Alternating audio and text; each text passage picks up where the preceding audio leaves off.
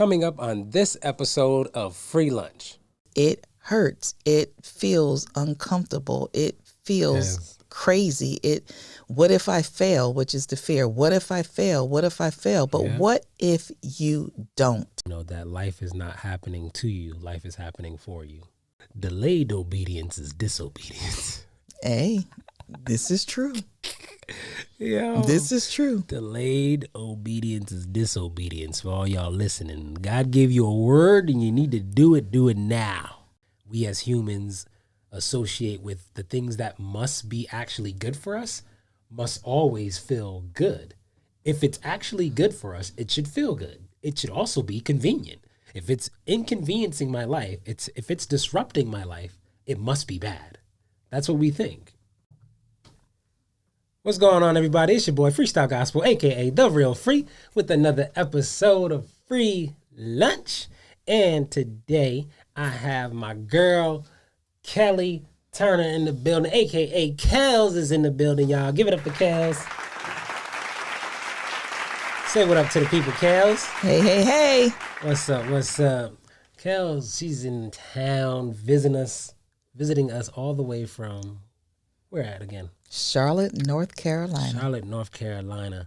I was looking at moving to North Carolina myself.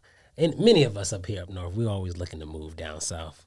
We talk a big game, y'all. We be talking about that all the time, and then we'll never get around to it. But I'm really trying to get around to it. I'm trying to buy a house someday down there and get more bang for my buck. But Kel's a good longtime friend of mine. She's like my second mama, Mom Dukes. I've had the pleasure of knowing Kelly for about 30 years now. Kelly has known me since I was 7 years old, and she has watched me at several junctures in life as I've grown up. So she means a lot to me. She's a very important person in my life. I appreciate her for God putting her in my life. And she's since recently has relocated from Connecticut, where we met, and moved south. What made you move south? I mean, did you move south for the same reason everybody else trying to move south? Is, we're trying to get bigger bang for our buck, do you got family south? Or? Actually, it was neither. I literally was expanding my nonprofit, a particular event that I had created and trademarked, and the activity of tilling the land, I would say, there, meeting people, establishing a network that I can have to build there with this event was the start of it. And it was the reception that I received. It was the overwhelming kindness that I had received from strangers that I met, share what I was coming here to do, and they just automatically started being involved, sharing resources, giving. Wow. And I did that every single month for a week for about 3.5 years. And developing that kind of network and consistency of being down there once a month, it started to look really good. But one thing about Charlotte, when you're driving around, you don't see everything on street level. If you look to the right, look to the left, you'll see trees. You'll see some type of decorative landscaping, but you don't really see things from the street. And so the times that I did spend down there, those weeks, I didn't really see much of Charlotte. It was all business. I was either in this conference room or this hotel or, this restaurant. I didn't see apartment living. I didn't see houses unless I ventured out. And one particular weekend that I was there, Roma Downing and her husband, Mark Barnett, I believe it is, was there, and I was asked to stay because they were doing some type of presentation surrounding their movie Son of God. Okay. And that extra 24, 30 hours that I was there, I didn't have a schedule. So one of the volunteers that I had down there started taking me around and showing me different places. And that was when I was like, wow, I could really live here. You know, the apartment style Like, living. it's kind of lit over here. Yeah, the apartment style living was resort style living. Wow. It was set up where you had all the amenities. I never saw that here. And that's pretty much where I started. You see that in Connecticut in those like places like Avalon, like those, right? You see it now, and even years ago when I was young, Hamden was probably the best or the first one that actually did that. Yeah, they had Avalon apartments. But I couldn't afford to live there, so I didn't really see or experience what they had. $2,000. Yeah. Well, I wasn't able to afford that. Nah. So that appealed to me. You got down there really from just in an attempt to expand. Yes. The nonprofit you were doing. Now you said people had just were like giving, like the reception was really, really great. Now I know that has been something that's kind of like characteristic of just the South. Really, regardless of the industry you're in or whatever, the people are, I've heard, me more supportive. I've experienced that. It's been some years since I've lived South, so I don't know if any way, if at all, if any way, it's changed. Some people say, because too many Northerners is moving down South, they ruining it.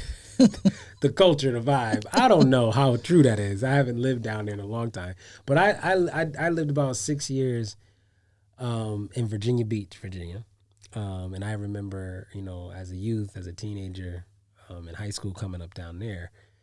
That was really, really a great experience. I had lived up north here in Connecticut all the way up until 8th grade, and then we moved down south from 8th grade all the way to 12th grade. So that time in my life was really, really a good time. Like, just people were more, receptive, polite, whatever, supportive. But, I think what's fitting, and mind you, the nonprofit, are you still involved with like expanding that or growing that or? I am. That's a good question because this coming year, 2022, marks 20 years of the organization's existence. Okay, and great. So because of the pandemic, yes, it has been on a hiatus and really not moving anything because everything we did to raise the money to assist the clients that we have was done in person. Okay. And I didn't have the time nor the wherewithal to shift at the time that this happened. And so to go virtual, to do that type of stuff because of the types of events that we put on. Yes, absolutely. So I think the direction, what I wanted to talk about today, what's like been really present in my mind is this idea of like, I want to say, I don't want to stretch here or leap further than what it is or read into it too much. But I want to say from what you shared just about the beginning stage of what led you, south, right, to Charlotte.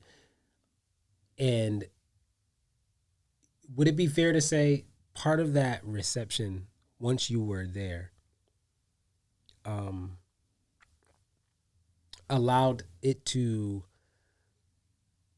you to be more motivated in the face of that reception, or while people, presented themselves and the more, I guess support started to form around you, it's, what kept you many times being able to stay, I mean, I could use the word committed, but just still do it. Like, you like anything or vision that when at the birth, it's just you, right? And then you become two people, and then two people become three people, and just people begin to support.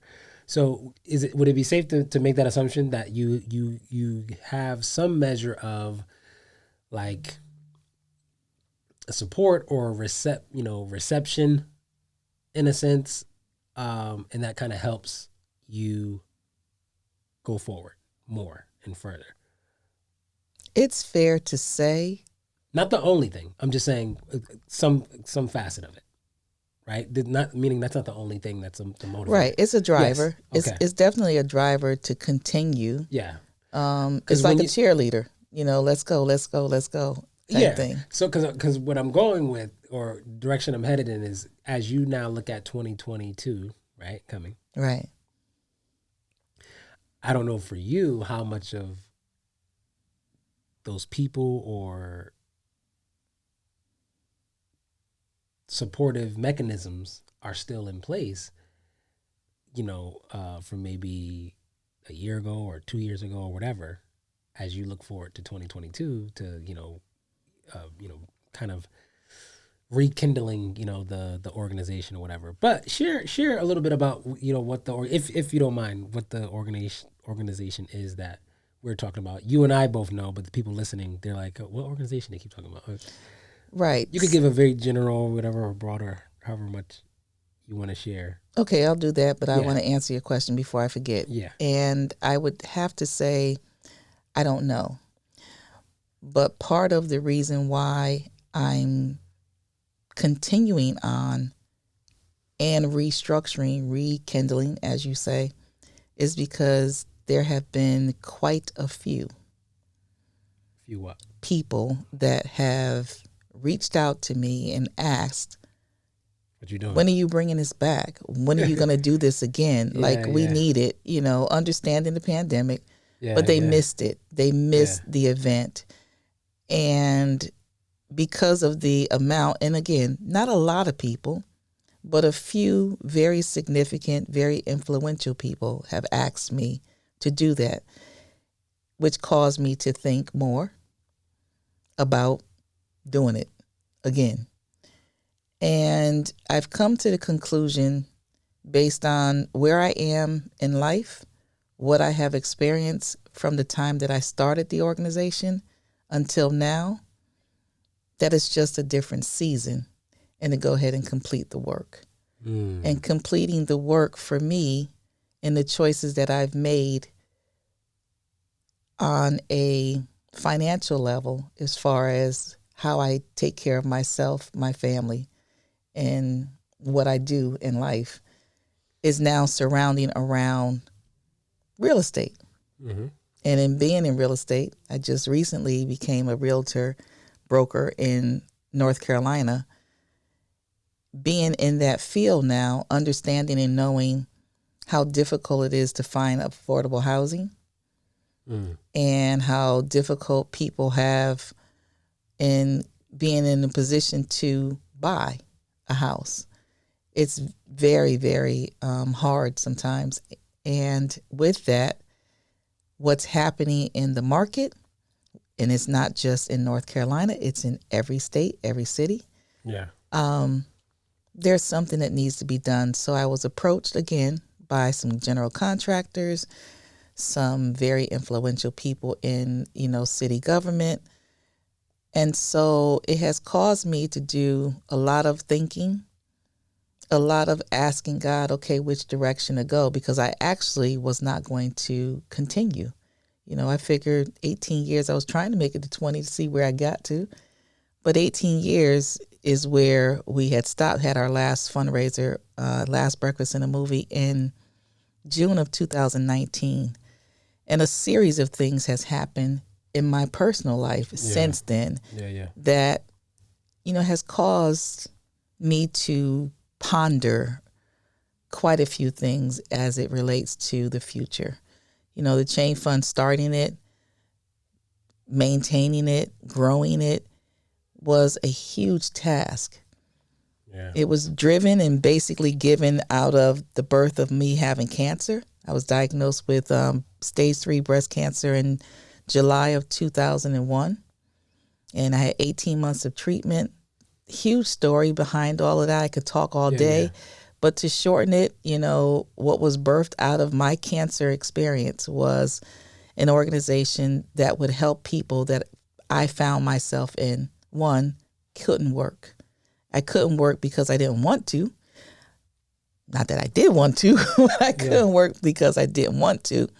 I was told by my doctor that I can't work because of all of the different things treatment that I was going to undergo, and the different possible, things that could go wrong if I was around a lot of people and did a lot of things, all of that type of stuff. So birthed out of that was the Chain Fund, because one, when somebody gets diagnosed with cancer, it affects their livelihood, how they are able to pay their bills and take care of their family. And then the family suffers as well, because the person who is the breadwinner can't provide. So it really affects the entire family. And when you think about that, that's a huge interruption in your life to have to deal with, and then deal with the fact that you was diagnosed with cancer too. Yeah. It's like a double whammy. It's huge. And that's what I, not to as great of an extent, but just what I had to experience with these last 3 months that I've been out of work, because I can't. I feel like my brain, as, the head of my house and as a father and husband, I really don't think I even had the wherewithal or gave myself much of a chance to acknowledge even the physical reality, the health part. That's right. My mind was so fixed on the financial piece. I can't work. I can't. Yeah. What happens now? So, thankfully I have, my wife at home, who was able to kind of help drive home and bring to the front of my mind many days, like, you need to take it easy, or you need to relax, or sit down, or, rest, or not be, using your arm, or because in my head, I'm not thinking of the physical health thing. I'm not even wrapping my mind or trying to around that. I'm like, I got to get back to work. I have to do something. And, that's what I've arrived here in this space and time. That's how, from what I'm hearing you share, that's how your organization, or it was birthed out of adversity first, and I think that's a beautiful beginning. I can imagine it's some degree of nuance or slightly different to now find the rebirth or a new beginning that's not necessarily out of adversity or despair. So, its origin might be based from, oh man, I just got this bad news. I got cancer. I got this. And, all those things are kind of acting as fuel or motivator in some sense. But then now, you've come maybe a degree so far forward. How do you, or from what place do you garner the same drive and commitment to the organization now? That's perfectly said, because I'm not in distress as I was before on a medical basis, physically, health-wise. But still trying to have heart for those who might be in that situation. Absolutely. Yeah. Absolutely. And what's different now, I'm a very, very giving person, and to a certain degree, I attract a lot of people that are like-minded. They're givers. And being in real estate now, I've talked to several colleagues that all they want to do is give back. And they have, of course, resources. Mm-hmm. So one day I went to the office not too long ago, and one of my colleagues asked a question, because they heard I did events, that I planned events, and I did events, which probably nobody really knows, but it is the heartbeat, not so much the heartbeat, but I love creating, period. Mm-hmm. That's number one. I love creating something.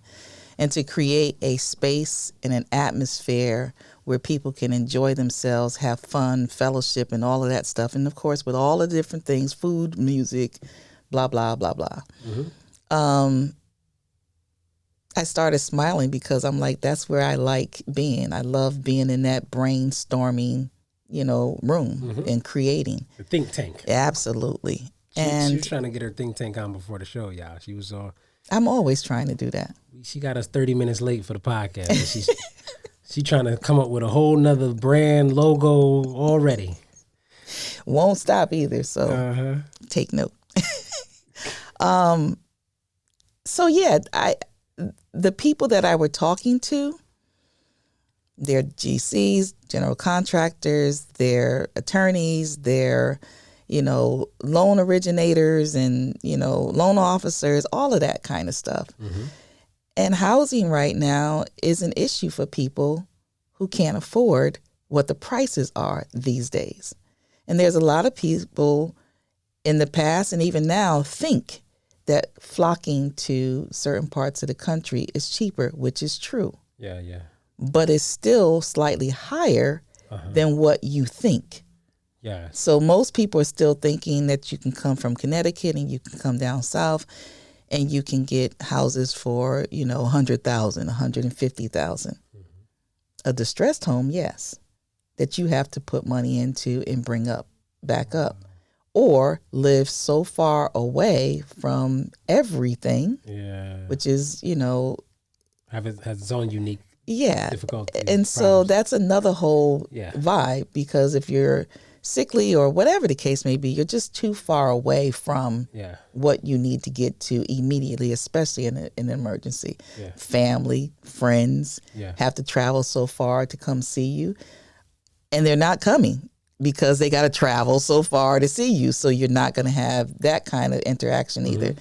So in all of that, and I can veer off in different ways, but the short end of that conversation and what's happening right now in its infant stages of the change, the transformation of the Chain Fund, which stands for Compassionate Hands Assisting Interim Needs.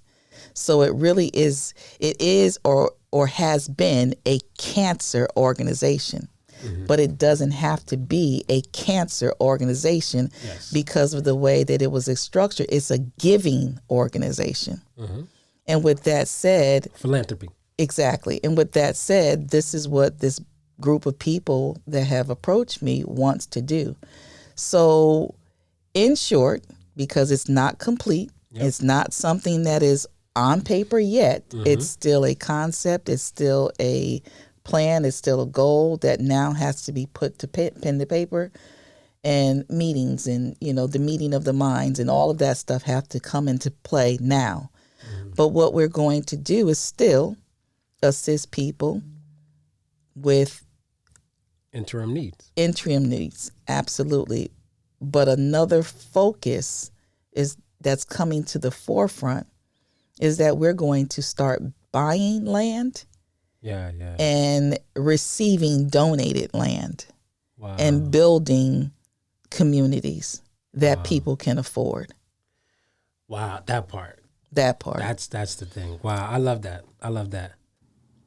Hey, yo, if you enjoying this content, if you feel like you're actually getting something from it, be sure to follow Free Lunch everywhere: Facebook, Instagram, Twitter, at Free Lunch. That's FRII Lunch.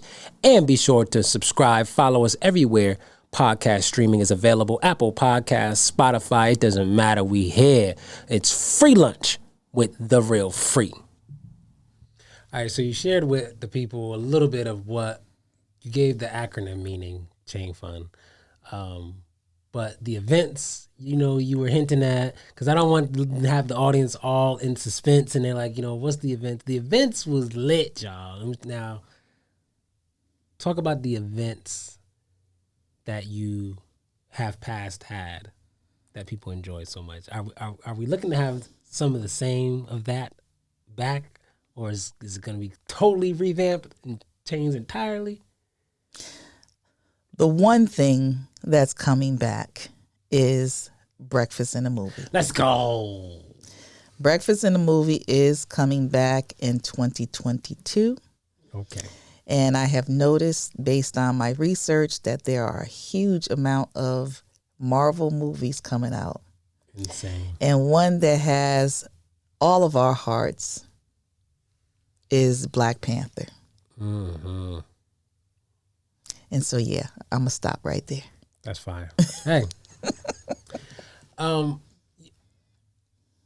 it comes to the aspect of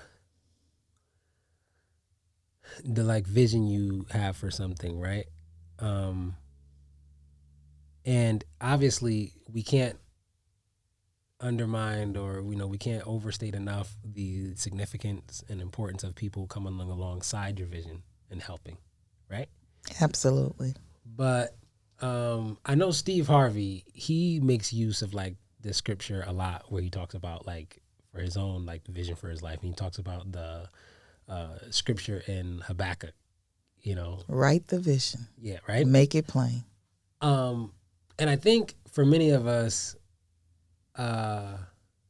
because we know how important support is, and not just the strength, but the motivation we garner and take from it when people are cheerleading us and supporting us, right? I think sometimes we lose in translation an important piece to that like scripture or to that word, right? When it comes to like write the vision, make it plain. And I'm paraphrasing, but the rest of what that verse says is vital. And it's write the vision, make it plain, and something to the effect of, so he may run who hears it. Right? Who reads it. Yeah. Who reads it, right? And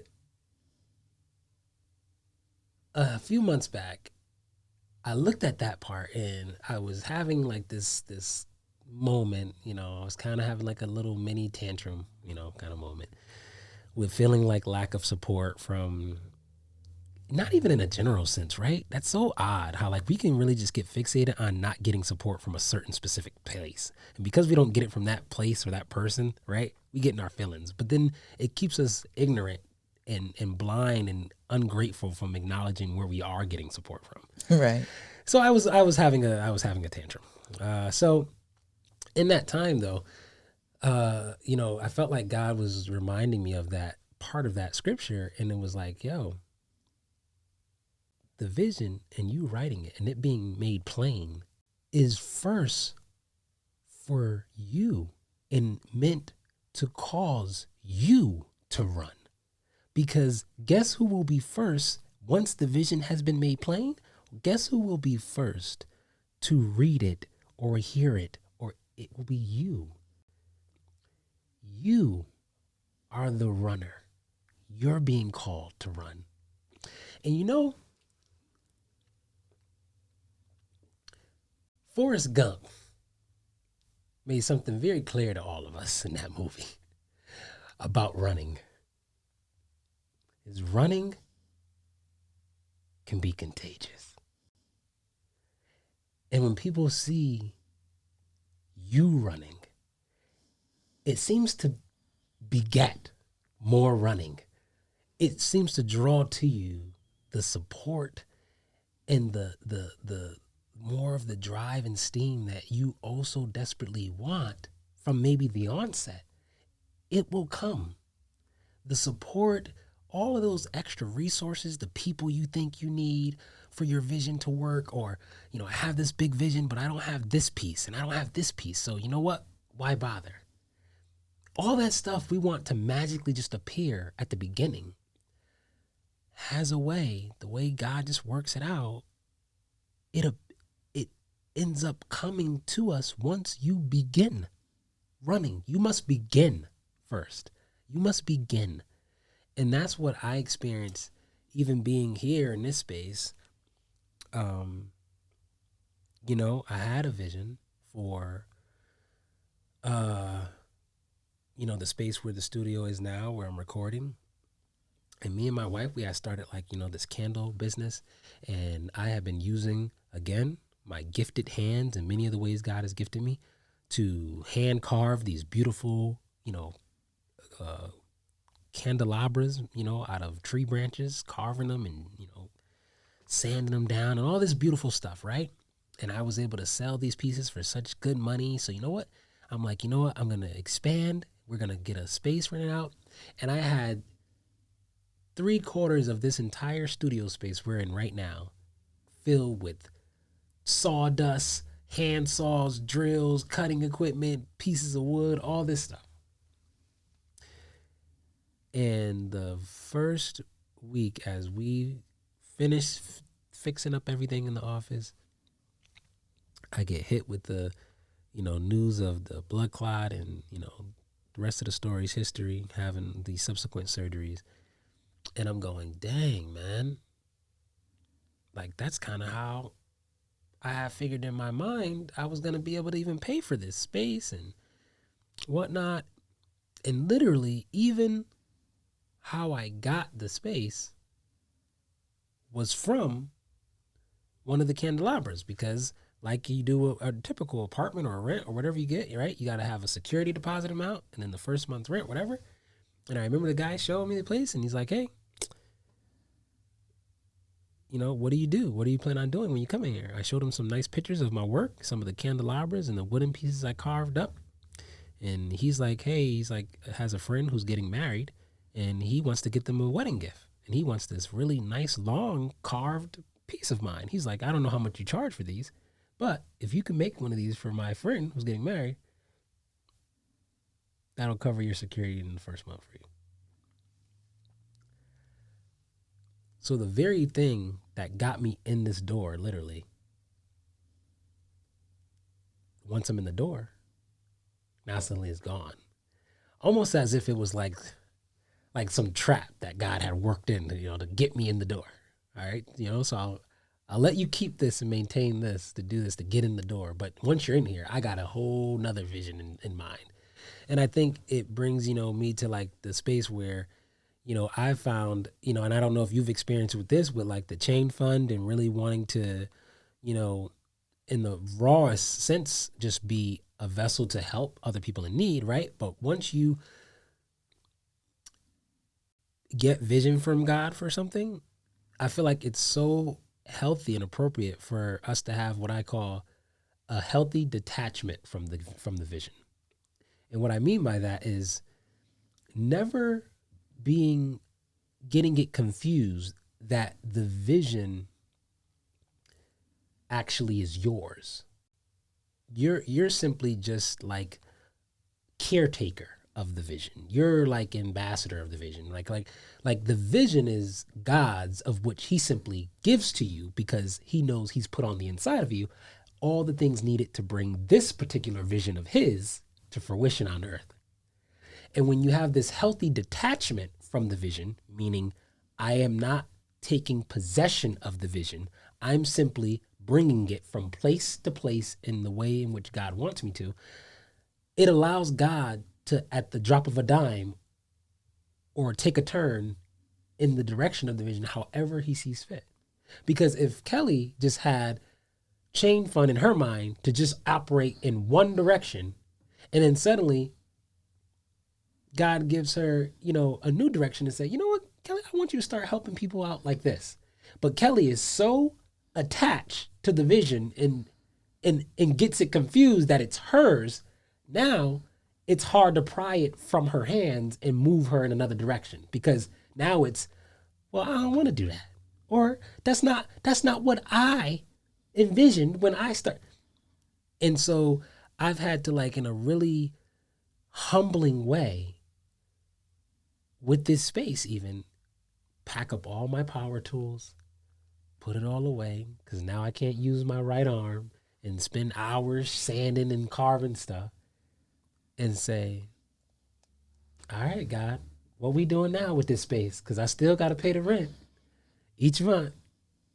How are we going to do it now? Because we sure not selling candles no more. What are we doing? So, that was like really, really, powerful for me and helpful just in allowing me to have some kind of just like mental and emotional peace to move forward, to not just be stuck in that tantrum. But again, even seeing like how I started, with, once you begin to be the runner with that vision that God gives you, it seems to just draw all the things and pieces and elements that you thought weren't around or weren't in place, so that you can get to the next space. And the longer you keep running, just like good old Forrest Gump, man, he had all those people, man, just wanted to simply join him in the run.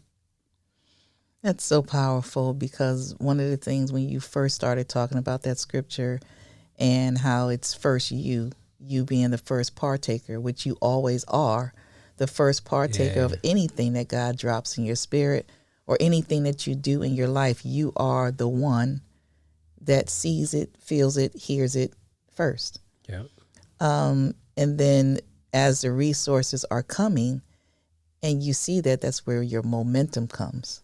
Yeah. Your momentum comes to keep going, and you have to, there's a certain balance and a certain things that you have to do to keep that momentum, because once it's gone, it's just like sticking your hand in a body of water.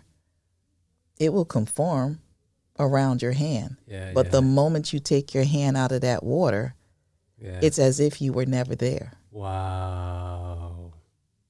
Dang. I mean, only forensic science at this point can tell you that you were there because of the DNA that comes off your hand that's now in the water. But with the natural eye, you don't see the water. Wow. You don't see that. Your hand is out of the water. Yeah. And that's what happens a lot in relationships and just different things that you do in life. You know, once you're not there, out of sight, out of mind.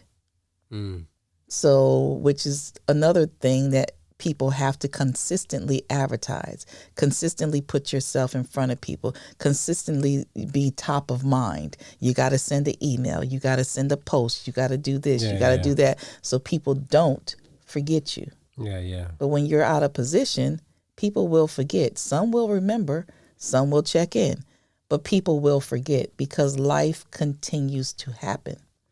And I want to give you something else too, or at least share something else in regards to that scripture. One of the things that I got from it a couple of years ago was you have angels that are assigned to you. And so, of course, because they're assigned to you, they're actually always present. And could it also be that they're having an assignment as well as you write the vision, make it plain? Because they'll read it and run too. So they're running ahead of you, gathering the resources, putting everything in perspective for you to continue that journey. And now here's this, here's that. And even when we were talking a couple of days ago and you shared about different things, different pieces, different material things that you need for this particular aspect of your life and how it's coming. Yeah. You know, it's like it was sitting there with your name on it, purchased however long ago, not really useful for that person, but the connection between you and that person, the relationship, which that's another whole thing, the relationships that are built. You got here because of relationship. Yeah. You know, this person wanted to do something really nice for his friend, something unique. You presented something that was unique for his friend. You don't know that uniqueness that you presented, skilled from your hands, was the opening for a location for you to have a podcast, but you didn't know because you brought in this first. How many times does that happen? If you really think about it, how many times does that happen? It's just a flow of life because God is ever moving forward, not stagnant, not standing still in one place. He's always evolving, and he wants you to evolve as well because there's new levels. There's so much that he has packed in us that we will never really understand and unpack the gifts that he has given us because we're distracted, we're stressed, we're worried, we're burdened in some form of fashion. And one of the things that I have learned, because I've had a few, I'm not even going to call them setbacks, but I've had a few health issues. And when you are on your back, unable to do the things that you would normally do, thank God that each one of those medical situations that I've gone through, yes, I have some residual, but it's nothing that will stop me from doing what I'm called to do or doing what I came here to do. Whatever that is, because I'm still evolving. I'm still learning. That reminds me of that verse that says, all things, work for the good, right? So I've heard it, worded another way, that life is not happening to you. Life is happening for you. So, that has definitely been, a sentiment I've had to embrace wholly in this time, because it'll be easy for you to lay on your back in that hospital bed, or in your Woe case, is me. you know what I mean? And be like, Oh, why is goodness. this happening to me? Like, all of the stars in heaven are all lining up in opposition of me, against me. And to be able to switch gears and adopt a mindset that says, no, life is happening for me. It might not seem like it. It might, but even in this juncture, like where I'm still in much of the dark, Mm-hmm. trying to Absolutely. trust God. Even at this juncture, though, I can look back, a couple months and see how that was working for me. It didn't seem like it. You know what I mean? And like I said, there's still much way ahead of me to still travel and go through this, transitional space, this wilderness, so to speak. But even now, this far in, I could already look back and see that that was happening for me. It doesn't feel necessarily comfortable. It doesn't feel good. It doesn't feel convenient, right? Because again, that's another thing we as humans associate with the things that must be actually good for us must always feel good. If it's actually good for us, it should feel good. It should also be convenient. If it's inconveniencing my life, if it's disrupting my life, it must be bad. That's what we think. And this has been like such a divine disruption. Am I like the things I've watched and been able to see God do with me having to trust him in this way like I've never had before and be this vulnerable has been like amazing. It's done wonders for just my faith. It's obviously done, great things for, the brand, the gifts and talents God has given me to be able to expand in ways that I haven't before. So it's like one of those things where you look back at it and you go, had that never occurred, I wouldn't be here. Like, and that's a fact. Like if that other half of the room, as I look across the studio space now, if that other half of the room was still designed and littered with, wood shop all over it, the amount and degree of commitment that I've been able to be on this side of the room, whether it's doing the acting, the voiceover, the, podcast, spoken word, whatever all the other countless vision God has continued to pour into me since having that surgery. If that other half of the room was just as it was before, none of this stuff would have occurred. At least not now. I don't know. Maybe years from now, I would have eventually got to it. Maybe, but not now. And that makes me think that again, having that healthy detachment from the vision, right? Understanding that I'm just like this caretaker. It's not. It doesn't belong to me. I allow it to remain God's. I allow it to remain the author's, in a sense, and simply allow God to use me as a simple vessel, a character in the script, so to speak, that he wished the story he wishes to play out here on earth.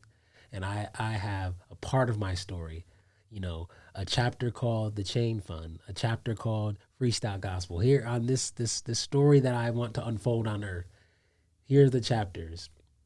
You guys, I select you, I pick you to be the character in this chapter, the lead character in this chapter. And hopefully none of you characters, none of you players in this, none of my children, none of you hopefully get confused with you being the author of the entire book or you being the author, right? Like, let me be that conduit for God. Like the thing that just simply allows God and everything and anything he wants to do just simply flow through me. Well, that's what we are. And of course, it comes with different types of circumstances that happen in your life to arrive at a place where you understand or you're able to receive the knowledge, because there's more knowledge out there that both you and I will acquire at the appointed time. certain things have to happen in your life for you to understand what's happening. And knowledge is not dispersed based on your age. Knowledge is not dispersed, received, or caught based on where you are in life. It has a lot to do with your experiences, everything that has graced your life in one way or another, whether good or bad. And if everything happens in your life good, when something happens, no matter what it is, it can be the most minor thing in life. It will throw you completely off, and you'll think that the world It'd be devastating. is just like it's doomed. Yep. And Absolutely. It's not. It has everything to do with how you process life, how you process emotions, how you're able to deal with that. We're all still in school. None of us have truly arrived. There's a lot of people that have arrived at a goal that was set, whether by themselves or divine intervention. A lot of the things that happened in my life was divine interventions. It was never on my agenda to do some of the things that I've done. Never. I'll tell you a quick story that I was thinking about as you were talking about the transition of the candle. Yeah. Just that whole thing. Yeah. Because everything you do, you have different resources for. Different things, material things, or whatever equipment has to come in order to play that out. I'm going back 30-something years ago. I became a police officer. Uh-huh. We share that in common. Uh-huh. I believe I was gone when you came, or I was going when you were coming. Yep. Short after. But when I became a police officer, went out to apply to become a police officer, there's always a physical agility test. Mm-hmm. Right? It makes sense. You're going to be a police officer. You want to be in fit, this, that, and the other. Absolutely. Well, I was not a runner. Never have been a runner. I have a problem. Not so much I have a problem. I just never really persevered through running in that respect. In doing so, of course, when it became time for me to take the tests, the written exam, of course, I'm nervous and I'm spending a whole lot of time trying to run so that I can pass this test. So I'm out there getting up 5 o'clock in the morning. I'm running. I got my little gear, my little sweatsuit and all this other stuff. And I'm out there trying to make it so that I could pass this test. When it came time for me to go through that whole process in completion, that was the first time that they stopped administering the physical agility test. Are you serious? So, of course, as it was happening at that given time, I was relieved because now I don't have to pass this test. Wow. Although I prepared myself for it. Wow. So, looking back now, to me, now there was 25 other people that went into that class with me. All of them didn't have to pass the physical agility test. But now that I know God the way I know him, like that was for me. Wow. So that I can get to where I need to get to without fail. Wow. Same thing happened I did have to take it, but I don't swim. I have had a fear of water. Mentally, I'm still trying to get past it. I had tried to swim before. Something happened, and I just haven't, achieved that yet. But even in the academy, doing the swimming, although I don't have to go get anybody out of the water, because in New Haven we don't have bodies of water, and the fire department goes to do that. But I would go home every weekend because we had a residency academy. I would go home every weekend and try to submerge myself in the bathtub so that I can get used to water being on my, so that I could pass this test. Yeah. Well, we still had it, but it didn't weigh heavy on my grade or passing or anything. Yeah. So there's a lot of times in life you can look back and say, okay, this worked out for me. Yes. For my good. Well, it's easier to do it looking back. When you're in it. Oh my goodness, it's another story. You can't, you don't have that perception. No, You don't not have, at all. You don't have that bird's eye view or that hindsight. Or Well, you got his fear standing by you, trying to be your best friend. wow. Nah. Yeah, you're definitely not. You're not getting any of those good positive vibes when you're in the heat of it, the thick of it. I mean, in those moments, you're totally convinced that everything is working against you. This is just must not be for me, and that's why I said what I said. Like we end up believing many times that if it feels uncomfortable, if it's inconvenient, this must not be it. Success only comes in uncomfortability. You have to in discomfort. You have to have some level of stress in order to persevere. And because you make a choice to keep going, even though you're afraid, even though it's not working out seemingly, going anyway, that is courage expressed. Yes. Because you don't walk around courageous. No. Courage is in the moment. Yeah. What you do in that moment. Courage only exists or only becomes present in the face of fear. Absolutely. Fear has to be present for there to be courage. Some type of adversity has to be there. Iron sharpens iron. There has to be that contrast there. And we can go a whole different mini conversations with just that alone. In relationships. Just that. Everybody thinks that even in relationships, I used to think that way. That in relationships, it's like, everything has to be good. Everything has to be just right. There's no growth without the adversity. It can't be just right. I mean, it could. It's just that there won't be any growth in that. So it'll stay whatever it's been or whatever it's at. I mean, I think. Or it will die. Or exactly, right? Because you have, I mean, I think there's, I watched on some video at one point, some like animal that's like birth or whatever, right? And like they talked about how the mother animal that's giving birth can't help the cattle or help the baby animal come out because the process of it's fighting its way out on its own is part of it strengthening itself. And if you go and assist and there's human intervention and you pull the baby out, its limbs are not strong enough, and then later, shortly after dies because you didn't afford it. The discomfort, the struggle, the exercise, right? And so those things are like made really plain. You know what I mean? When you're talking about, whether you're an athlete or working in the gym, right? Muscles build and grow from being torn, open and stretch.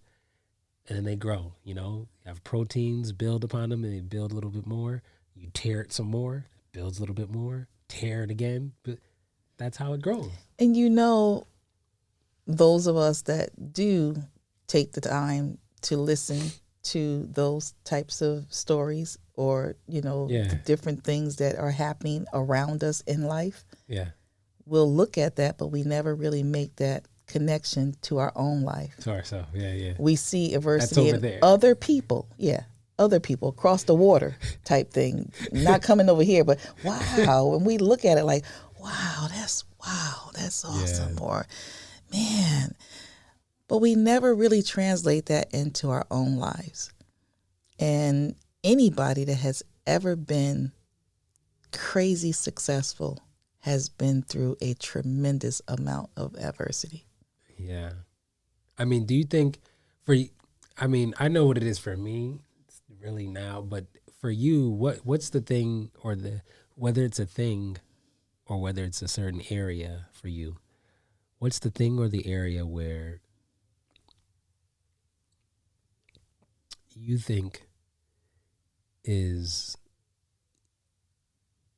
the new tearing or discomfort in your life for you to grow in or prepare for the next level in that space? Like what have you been able to identify that for you in this season? Like what's the thing or the area that you feel you're being tested in to grow? You said it. And prior to you saying it, actually, I discovered it 2 years ago, maybe about 2 months after my mother passed. Healthy detachment. Mm-hmm. Healthy detachment of what? It can be anything. It can be of certain types of relationships. Mm-hmm. It can be certain types of thought. Like you said, we were talking about businesses. I started out this way, and then I have to shift and go this way. It was never in your agenda. It never even came up. Like you said, it may have happened. I would have gotten to it, but when? Yeah. And because we don't know time like that, it's the when.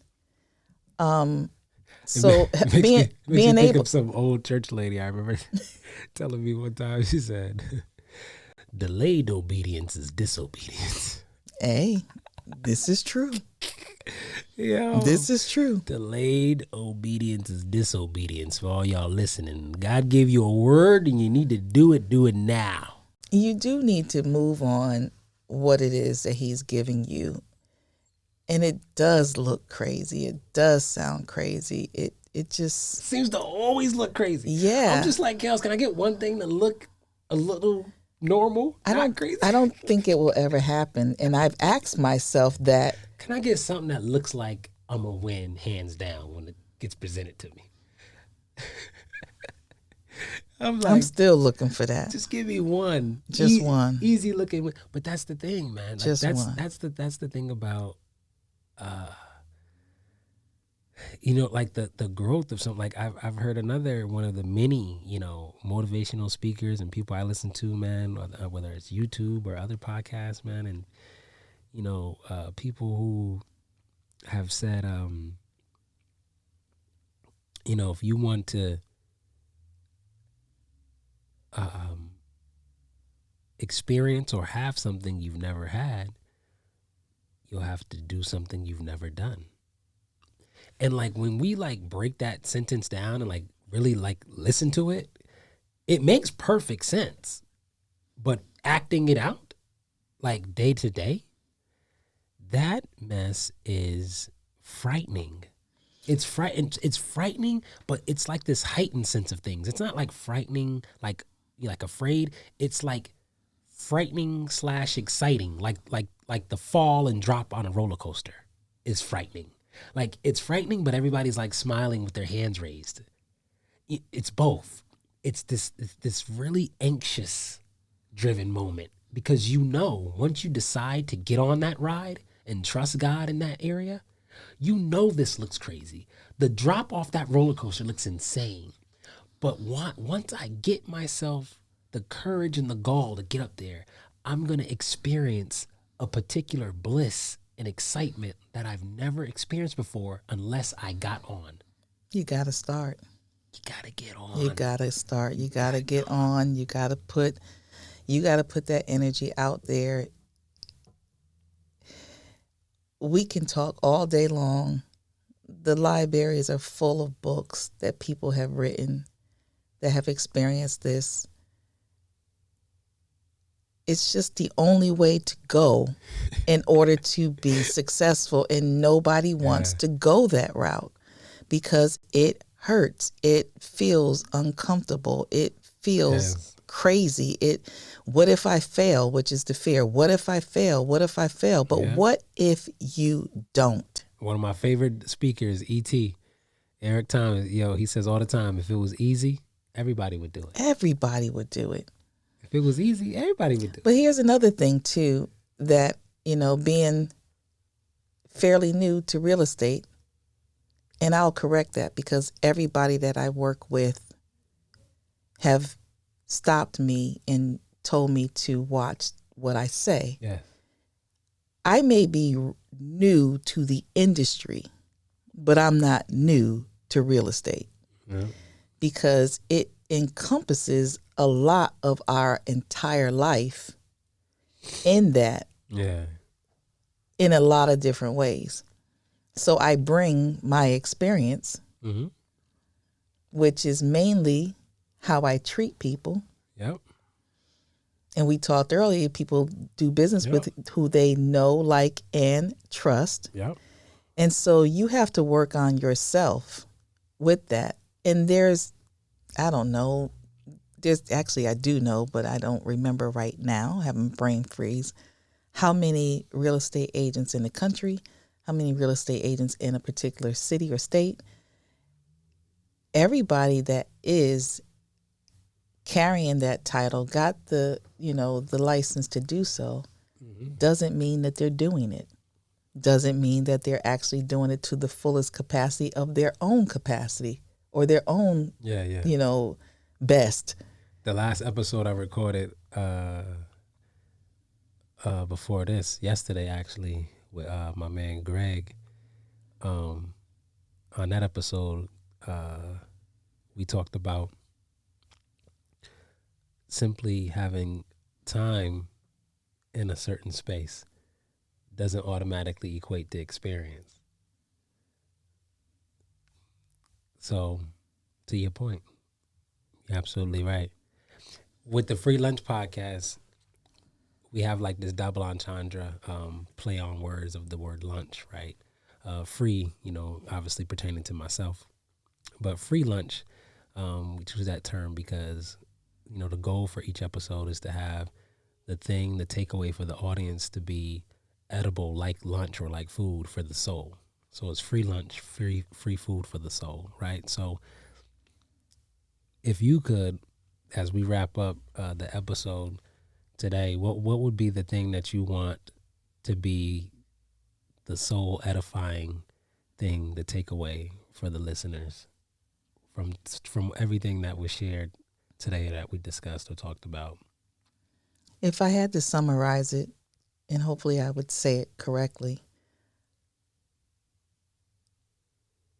what we have been talking and discussing today, really the core of that is life happening for you, number one. Mm-hmm. Number two, take a moments every day to envision, what is it that you want? What are your gifts?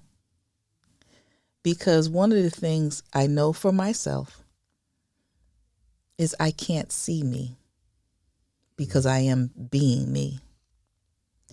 I can see you, but I cannot see me. I heard that from T.D. Jakes, I believe it was this summer or earlier this year. He was talking about his book. And, when he said it, it was extremely impactful immediately. I can't see me, but I can see all of you, and all of you can see me. And a lot of times the gifts, the things that we have that come innately are some of the things that we miss because it comes so natural. And we don't know how to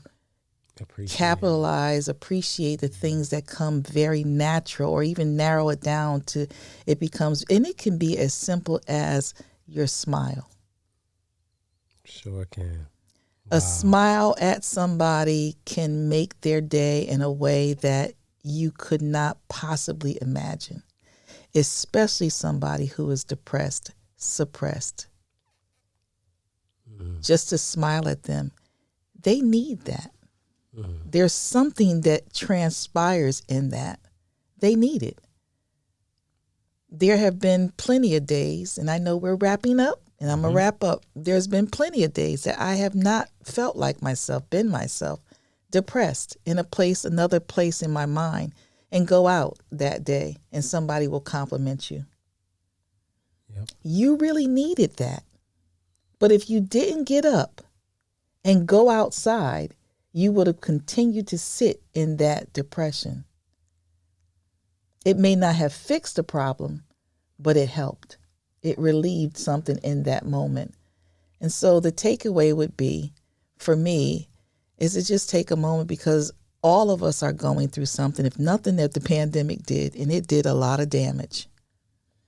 And it's still damage that will live on for years because people have lost so much. And I'm not talking about possessions. I'm not talking about businesses, although we've lost those too. But the people that we've lost in that's enough for me. I've had other things personally, but that is enough for me to be looking at life differently and seeing the gifts that God has given us, because life is happening for us. So to believe in ourselves, to talk to ourselves, to know what we want, and to do the hard work of getting to a place where life is easy. And I believe that that is possible because we simplify our thoughts, our wants, and our needs, and we look at the things that we pass by every day. But you only pay attention to it when your life is on the line. Being sick, having an issue, having a crisis, being there with somebody that's having a crisis, you start to pay attention to the small things in life, which are the most meaningful things, but we're chasing everything else, and we're bypassing the flowers. We're bypassing the smells that God has allowed to, just so many different little tiny things to be appreciative of. And we miss it. So in retrospect, life can be better for each one of us individually because we all have a different walk.